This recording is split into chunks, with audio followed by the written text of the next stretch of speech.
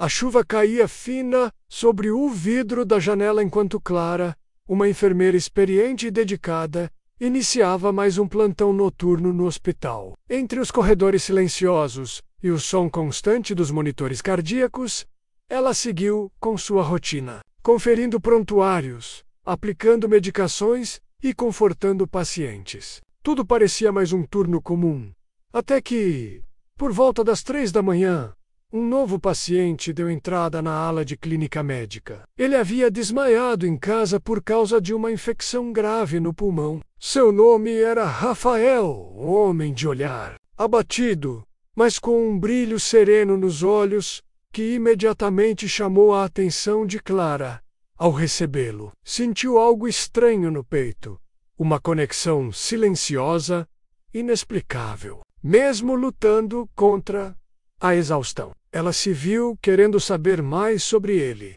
Nos primeiros dias, Rafael estava muito debilitado para conversar. Clara o assistia com profissionalismo, mas em seu coração começava a crescer uma curiosidade. Ela não conseguia conter. Quando ele começou a melhorar, os dois trocaram as primeiras palavras. Foi uma conversa simples, sobre o tempo, sobre como ele havia ficado doente e como estava grato por estar vivo. A cada encontro, um novo capítulo se abria entre eles. Rafael, com seu jeito calmo e olhar direto, começou a contar mais sobre sua vida, suas perdas, seus medos, seus sonhos que pareciam congelados no tempo. Clara, sempre discreta, começava a baixar a guarda. E entre uma troca de curativos e a aplicação de antibióticos, eles iam se conhecendo, ainda que em silêncios e olhares longos. Ela sabia que aquilo era perigoso, que existia uma linha ética, mas seu coração já não obedecia mais aos protocolos da razão.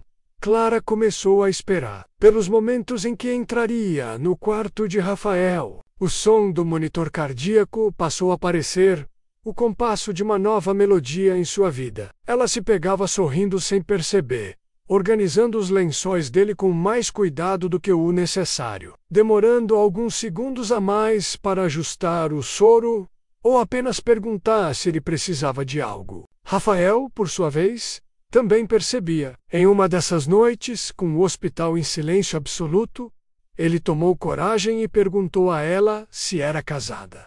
Clara negou com um sorriso tímido. Rafael sorriu de volta, dizendo que havia algo nela que o fazia esquecer que estava doente. Aquela frase ecoou dentro dela como um trovão, e naquele instante, os dois entenderam que algo estava prestes a acontecer. Algo que nenhum dos dois havia previsto, mas que parecia inevitável.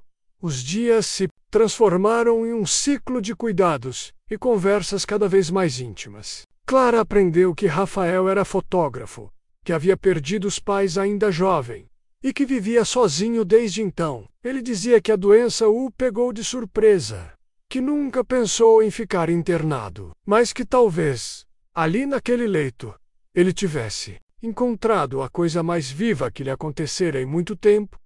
Ela, em uma noite chuvosa, quando Clara terminou seu turno e decidiu voltar ao quarto de Rafael, apenas para vê-lo dormir, ele acordou. Ela pediu desculpas, envergonhada, mas Rafael estendeu a mão. Clara segurou. Foi um toque leve, mas carregado de significado. Os dois ficaram ali, em silêncio, de mãos dadas. O relógio parecia ter parado. Naquele momento, ela não era só uma enfermeira, e ele não era só um paciente. Eram duas almas perdidas que, por acaso ou destino, haviam se encontrado. Nos dias seguintes, a relação dos dois se intensificou, sempre com discrição. Clara agora passava no quarto de Rafael, mesmo quando não era sua responsabilidade direta. Os colegas notavam algo, mas preferiam não comentar. Afinal, Clara era respeitada, e Rafael, um paciente que inspirava empatia. Em uma madrugada especialmente calma, ele pediu a ela que se sentasse ao seu lado. Contou sobre seus sonhos de viajar o mundo com uma mochila e uma câmera, de documentar pessoas e histórias. Então, Perguntou qual era o sonho dela. Clara ficou em silêncio por alguns instantes e respondeu que nunca teve tempo de sonhar, que desde jovem cuidava dos outros, que a vida a empurrou para a responsabilidade tão cedo que ela nunca teve espaço para imaginar outra coisa. Rafael apenas olhou para ela, segurou sua mão e disse: "Então sonha comigo." Foi a primeira vez que Clara chorou ao lado dele. O inevitável aconteceu em uma noite de sábado. O hospital estava em estado de calma quase absoluta. Rafael estava melhorando, e aquela seria provavelmente sua última semana ali. Os dois sabiam disso, e o sentimento de despedida começava a apertar o coração de ambos. Clara entrou no quarto depois da troca de plantão. Sentou ao lado dele e ficaram conversando por horas. Quando o relógio marcou 3 da manhã, o mesmo horário em que Rafael chegou ao hospital dias atrás, ele se inclinou devagar e a beijou. Foi um beijo calmo, respeitoso, cheio de carinho e verdade. Clara correspondeu. Não havia culpa nem pressa, apenas a certeza de que algo real estava acontecendo. Depois daquele beijo, tudo mudou. O vínculo entre eles se tornou inquebrável. Mas a realidade do hospital logo começou a bater à porta. Os superiores de Clara começaram a desconfiar, e comentários começaram a surgir. Ela foi chamada para uma conversa com a direção. Não houve acusação formal, mas o recado era claro. Precisava manter o distanciamento profissional. Clara saiu da sala com um coração apertado. Sabia que, a partir daquele momento, tudo ficaria mais difícil. Mas quando entrou no quarto de Rafael e contou a ele o que havia acontecido, ele não hesitou.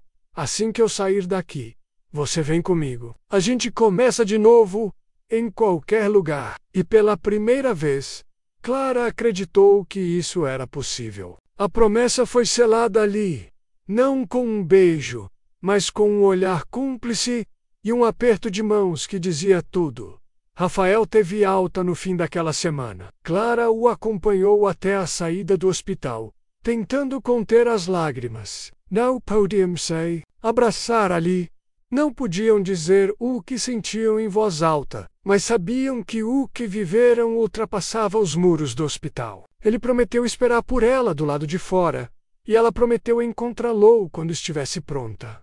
E assim foi. A Miss DPY, Clara, pediu demissão. Decidiu que era hora de cuidar de si, de viver algo que não estava escrito em nenhum manual. Tia encontrou Rafael em uma praça da cidade, com uma mochila nos ombros e uma câmera pendurada no pescoço. Ele a esperava sorrindo, e ali, sob o céu aberto, eles começaram uma nova jornada. Juntos. Essa não é apenas uma história de amor. É uma história sobre encontros improváveis em meio à dor. Sobre como, mesmo nos lugares mais cinzentos, como um hospital à noite, algo profundamente vivo pode florescer. Clara e Rafael não apenas encontraram um ao outro, eles reencontraram a si mesmos. Ele redescobriu a vontade de viver.